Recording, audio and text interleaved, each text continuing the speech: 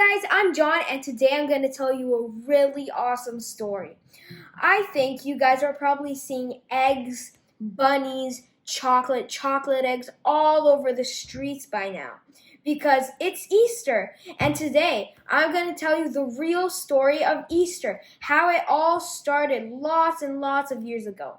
So the story starts like this. Long time ago in the land of Egypt, God's people, the Israelites, were taken captive by Egypt. They were their slaves, and slaves. If you don't know what a slave is basically someone who works for their master. They have a master, and the slave works very hard all day long. And guess what? They don't get paid at the end. So they work very hard, and they're treated really badly. That's what the Israelites were, God's people. And guess who their master was? Their master was Pharaoh, and he was the king of Egypt. The Israelites, they were crying and begging God to send someone to free them from Pharaoh, to free them from Egypt so they could be free again.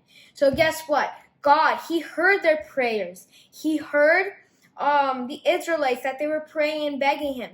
So God answered their prayer and sent a man, and his name was Moses. Who remembers Moses? I told you a bunch of stories of Moses. I told you how Moses was born, how he opened the Red Sea. That Moses that I'm talking about. So God sent that Moses to free the Israelites from Pharaoh because God loves his people very much and he wanted to see them happy. So then God sent Moses, and Moses tried to free them. And he talked to Pharaoh and asked him, "Let my people go." But then Pharaoh, he was really mad, and he didn't let the Israelites go, and he doubled their work, and it was even worse for them. So now God was mad too because Pharaoh didn't listen to him. He was disobeying. So God, he sent 10 plagues in Egypt. If you don't know what a plague is,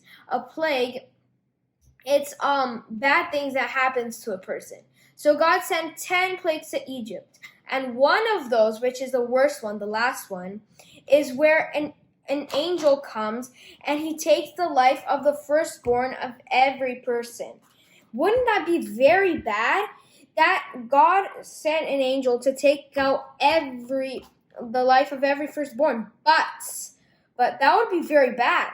And God is a good God. So he gave them an option. God gave them a solution.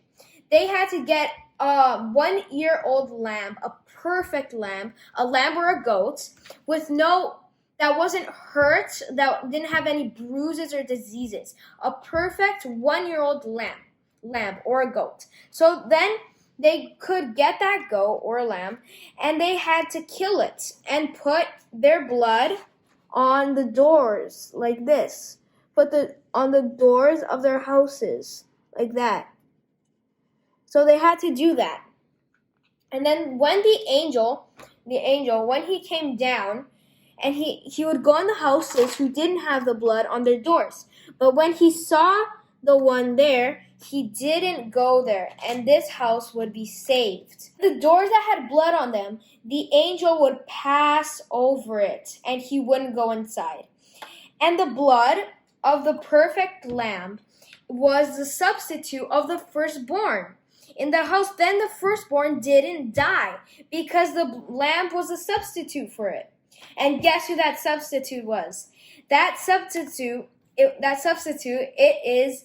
It symbolizes Jesus. It's a symbol for Jesus. The perfect lamb is perfect. It's Jesus. And they also had to eat bitter herbs, and they had to eat bread with no yeast. And this was the first Passover, the first Easter. Pharaoh, he called Moses, and he finally let his people go. Then after they left Egypt, God told them that they were to celebrate this every year, forever. We are slaves of sin. What is that? Well, we lie, we sin, we murder, we do bad things that God told us not to do. Then God, many years after that, he sent Jesus, and he died on the cross for us, and he was our substitute, and he took our place. and then we were no longer slaves of sin. Jesus, he was a perfect person. He never sinned.